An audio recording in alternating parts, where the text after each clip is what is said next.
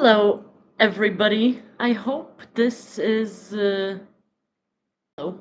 I hope this is gonna be fine. I've never done live streaming before, but I just had a little conversation with my mom, and I thought I need to share this with everybody. Um, so I know I promised I'm gonna do the how birth control affects your brain, but I needed to plan this a little that one a little bit. So I'm just here now, popping in, and I was talking to my mom and she was telling me that she was just talking about me. She had a conversation with an acquaintance, and I don't know the details very well, but for some reason they were talking about achieving pregnancy with the help of IVF. And she had told her friend or her acquaintance that, oh, you should talk to my daughter. My daughter works with all of that, like naturalistic, like the alternative ways for I guess achieving pregnancy. And I told her, I'm like, Mom, that's not exactly what it is, right? It's completely different. She's like, well, that's what I like. That's sort of how I understand it.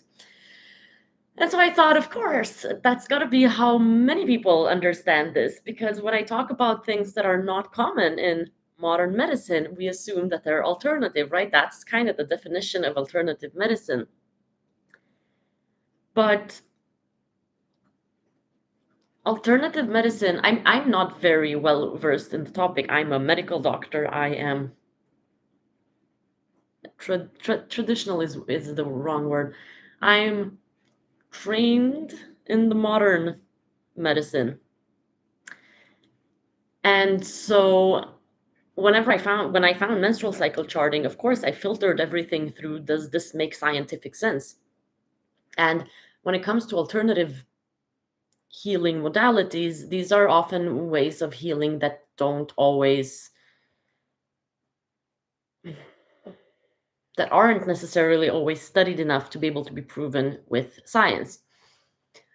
But like, let's say herbalism, using herbs in medicine is actually traditional medicine. It's actually the real medicine, and then actually pharmaceuticals are the alternative medicine. The reason they're considered more legit is because they've been studied more and we can prove exactly what they do and we know what doses and whatever.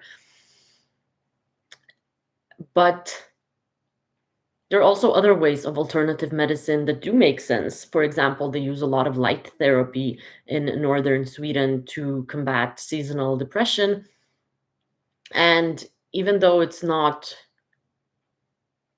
pharmacological, it still makes a lot of sense using light to, I guess, manipulate the receptors in your eyes and in your brain for your brain to register it as lighter makes sense. And they've started studying it now the past couple of years, and it's becoming more accepted in the modern medicine world.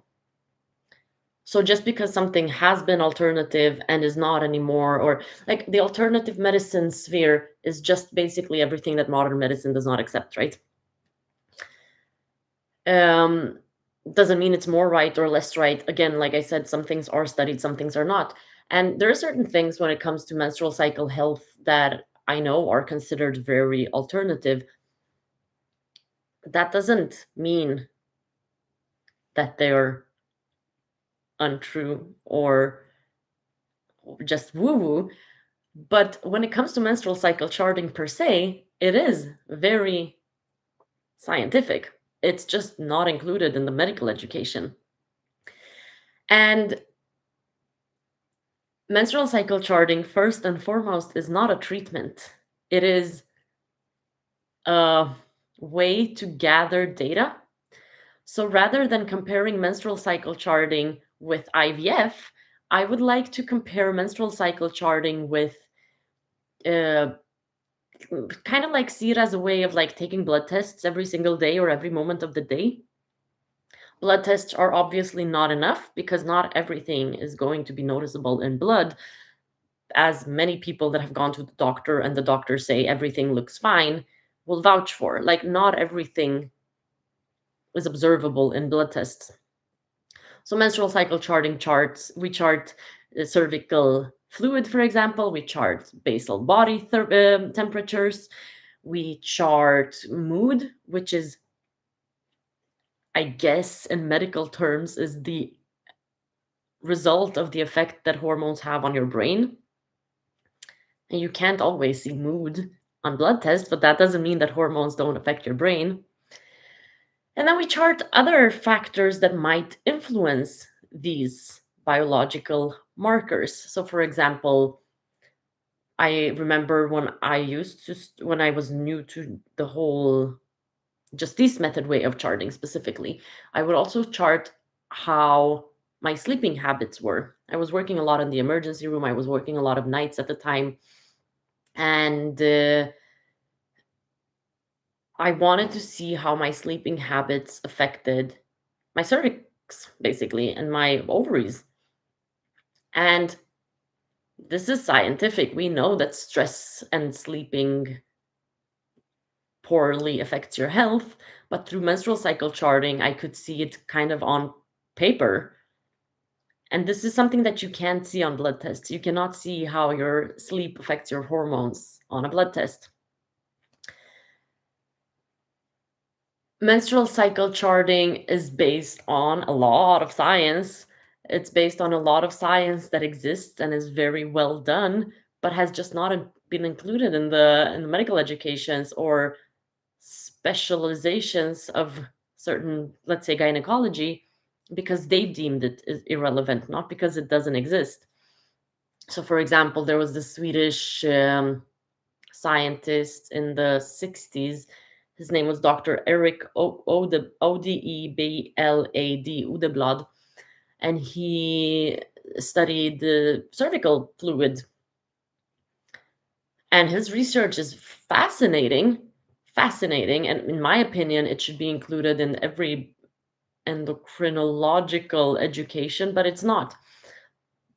But that's kind of just because you can't include all research on every topic forever into a medical education because there's just too much. But if you do find the research after you've graduated, you can apply that knowledge, and that doesn't make it alternative. Um, so menstrual cycle charting, in my opinion, is not again, not because I have something against alternative medicine, but just because this is my opinion. It's the most scientific. It's more scientific than any other way of gathering data. That is what science is, right? Because you gather data about yourself virtually at every moment of every day. You take your temperature once a day, you check your, I don't know how much I can talk about this on YouTube. So really, if you want to know more details, uh, go join me on School, Skool. But yeah, certain bodily functions, you monitor that with your awareness. So basically, I know this sounds so, but like basically, you use your brain in the nicest way possible. You think about what's going on, you feel what's going on in your body, you write it down, and you learn to see certain patterns. You learn to see certain factors that influence other factors.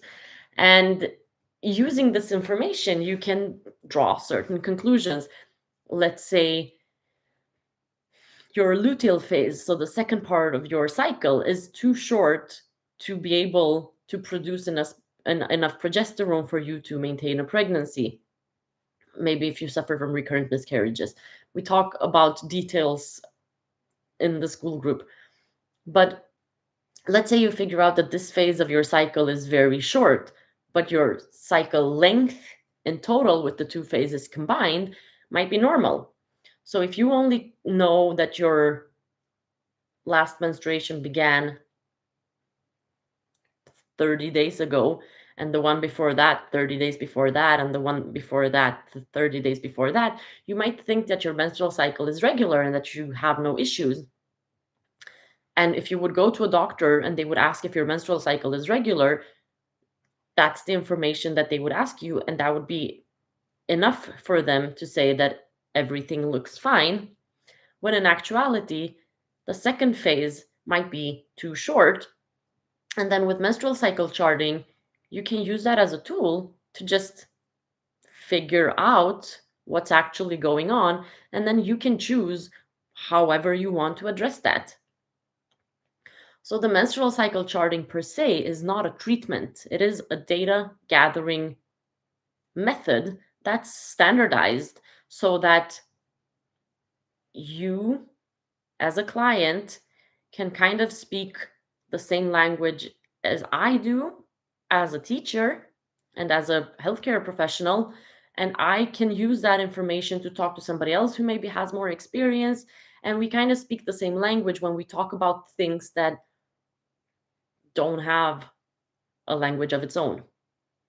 And that's kind of what language is, isn't it? It's just a standardized way of communication so that we know that we're saying what we actually mean to say. But if you, for example, then have a feeling in your lady parts, you cannot really explain this feeling to me.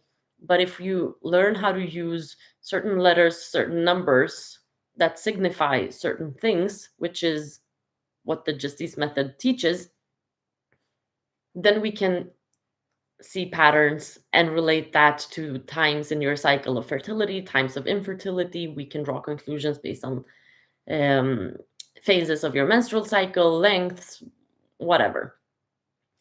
So the menstrual cycle charting in itself is kind of like an alphabet. It's kind of like the language of your body. We use a lot the term body literacy in fertility awareness, and I think that explains it very well because we do get feelings where we know that something's wrong, and sometimes our doctors disagree even though we know. But explaining feelings can be very difficult. So if you get the language to explain signs and symptoms, then all of a sudden it kind of like unlocks an entire new universe. Imagine if you could not read, and then all of a sudden you learn how to read. You get access to so much more information.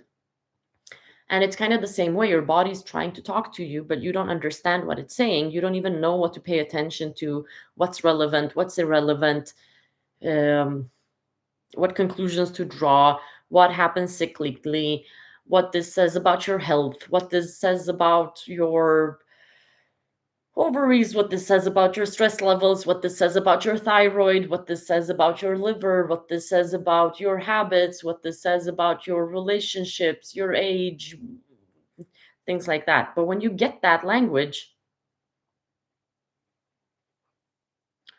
you get access to so much more information. You get to understand yourself. You get to decide for yourself. You have a completely new approach to your body. That's why I love menstrual cycle charting. But it's a standardized way. So we all speak the same language, all women, right?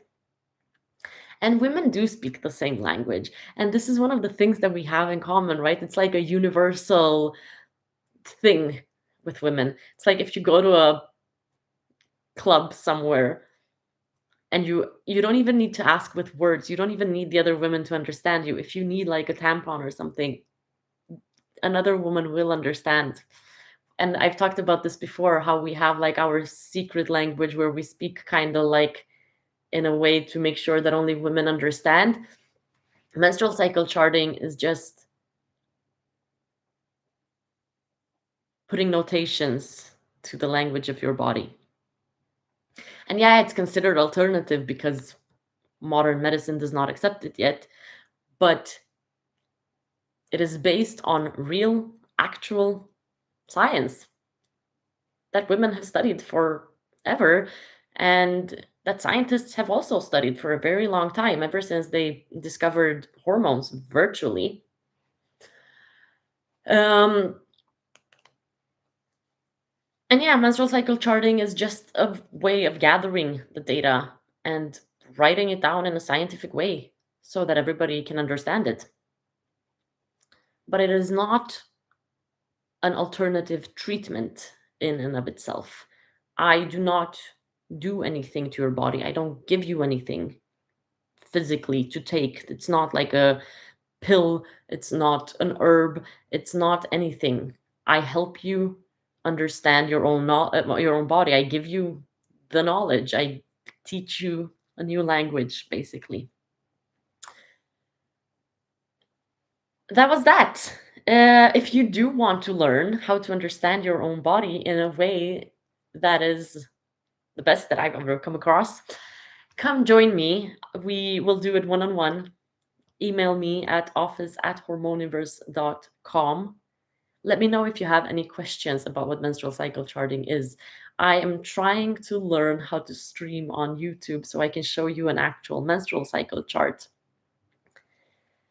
Yeah, and I'll see you again hopefully tonight with the video on how birth control changes your identity and changes who you are. I'll see you then. Bye.